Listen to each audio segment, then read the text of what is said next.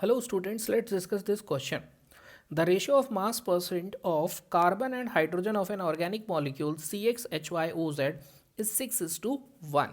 If one molecule of above compound CXHYOZ contains half as oxygen required to burn one molecule of compound CXHY.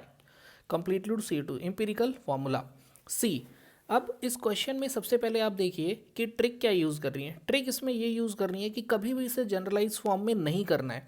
जो answer आ रहा है ratio को वो number मान के कर लेना है। फॉर एग्जांपल ये जो कंपाउंड है CXHYOZ, इसमें कार्बन और हाइड्रोजन का मास परसेंटेज 6/1 था।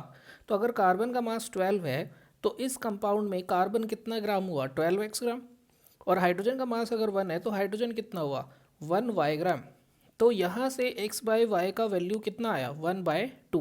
अब मेरा सजेशन है इस रेशियो को डायरेक्टली आप एम्पिरिकल फॉर्मूले में ही रख दीजिए। जैसे CXHYOZ को आप लिख दीजिए CH2OZ। नाउ अब जो कंबशन हो रहा है CXHY का कंबशन, उसको आप कंबशन करिए CH2 का।